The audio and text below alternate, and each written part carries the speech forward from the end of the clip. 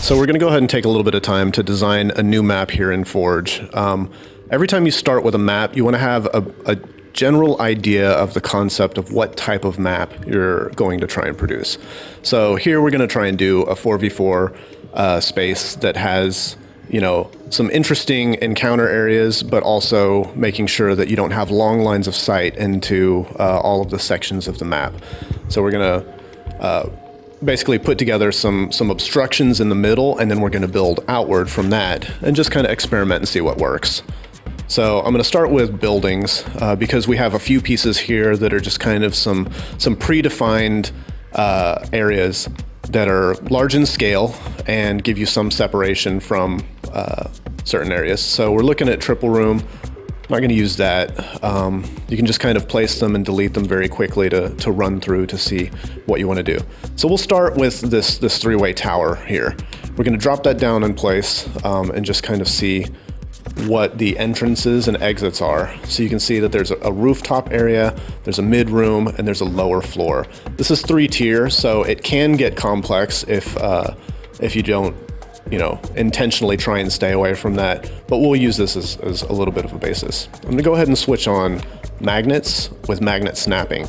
This is a great way for you to just kind of be able to throw pieces together and have them oriented and snapped without having to do too much work. And rotation snapping, we'll put that on 90 degrees so that whenever we place objects, we can actually just kind of reorient them fairly quickly. So now I've got this area that goes around the outside, and I've got a large central object in the middle. So I'm going to want to basically make some pads and some unique structures that will allow me to interconnect some stuff into the upper deck. Mostly it's just that sometimes there are things that you don't anticipate, that once you've mocked them up and got them in and running, that they open up new opportunities for doing certain things that you wouldn't have considered otherwise. So a lot of times it's just best to start building something and then get in and play with it and imagine what you would do in certain spaces when you're actually just actively playing it. You can plan something out on paper, but a lot of times until you have it in, you just don't know what it's going to end up like. You want to try and build the framework of the level before you start working on too many detail elements. Like, we're going to definitely need a lot more line of sight blockers. We're going to definitely need a lot of cover, but you want your path to be set up first so that you don't have to worry about moving around a lot of your cover pieces while you're building it if you change your mind on a certain concept.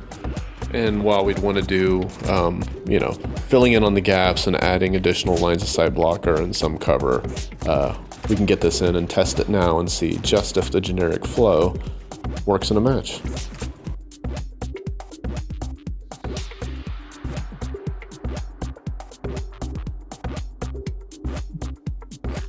As you can see, the initial spawn happened. I picked up the saw. I'm going to run over here, and it looks like it's a saw v saw battle.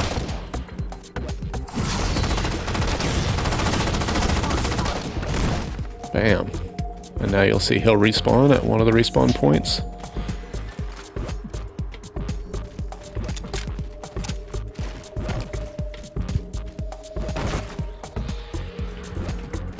Taking that man cannon, worked out. As you can see, the big line of sight blockers prevent, you know, just getting hit from all directions at all times.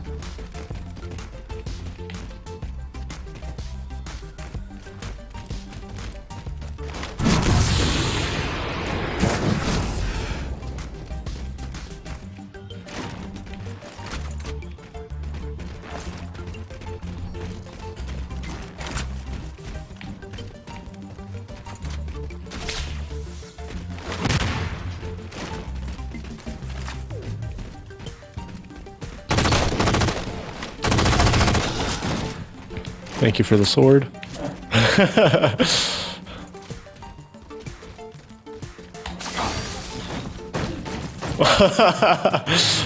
There definitely needs to be a pass done to remove a lot of the hang-ups, make sure that these points you won't strafe out of and fall out. So putting railings on the outsides, I think that, you know, in general, this stuff would need to be developed, have more pads and routes that go off of there. But at least for a 1v1 map that we're just kind of messing around in, I think it's pretty successful just as a quick throw together map to get the concept in place and to just have fun with friends.